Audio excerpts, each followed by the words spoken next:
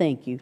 The Morsi experiment in Egypt was doomed to fail, and our administration's lack of a coherent and consistent Egypt policy is part of this pathetic state of affairs. Morsi ruled as a dictator, yet for all his transgressions, the Obama administration did not seek to curtail the amount of U.S. taxpayer dollars that we kept sending to Egypt. We did not make access to that money conditioned upon Morsi and the Muslim-led government meeting even minimal democratic reform benchmarks.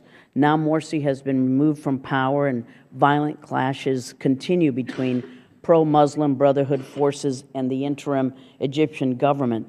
The U.S. continued to fund Egypt after Mubarak was ousted. During that time, the Supreme Council of the Armed Forces assumed control of the government, and under its watch, there was an unprecedented crackdown on pro-democracy groups that resulted in the arrest of 43 NGO workers, many of whom were Americans.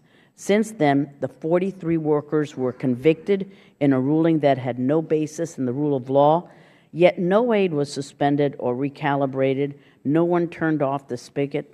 It's appalling that this administration has not prioritized the overturning of these politically motivated convictions.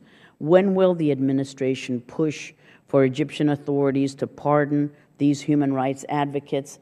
And what are you doing to support civil society programs in Egypt? Is the U.S. government advocating specific reforms that it would like to see in the new NGO law? What are those?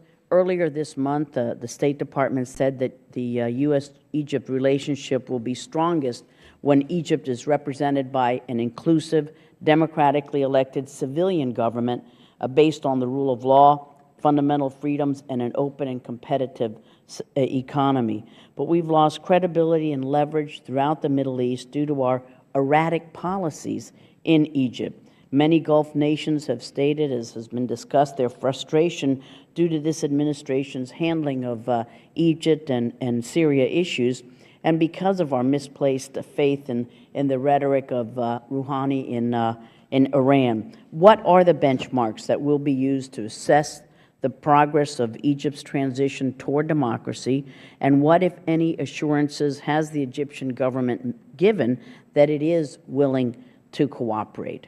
So we'll start, if we could, on the convictions of the NGOs. Madam Congresswoman, thank you for the series of questions. Those are important issues for the United States. On the convictions of the NGO workers, we have expressed our concern through each of the administrations that have overseen the trial of the NGO workers.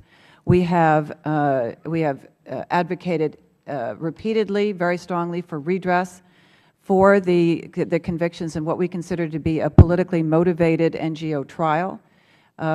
And there have been quite a number of representations made to try to address exactly that question. With regard to the NGO legislation, we have engaged extensively with the interim government and with civil society to make sure that the kinds of things that we believe are appropriate in an NGO law are included. These are elements that are important for internationally accepted NGO laws, and we have been, as I said, in touch with civil society to make sure we are representing their interests in a clear way. If I could interrupt you just a second. Please. On the overturning of the conviction, what is the message that we are giving whatever government may be in place? Do we say, you must do this, these people are innocent, or are we, what is our specific request? Thank you for that. Our specific statement is that this was a politically motivated trial that has no place in a democratic government, and therefore there must be redress, judicial redress, legislative or legal redress of some kind. What kind of redress do we? What options are we giving? For example, for example, that we have asked that that there be no extradition requested for them. We have asked that they not be notified to Interpol, so that there are no red notices out for them. Those are the kinds of things that we have asked specifically for. And overturning of their sentences, of their convictions? We have asked, yes, we've asked for redress for the sentences. Redress. Oh, thank you. Sorry, out of time. Thank you, Mr. Chairman.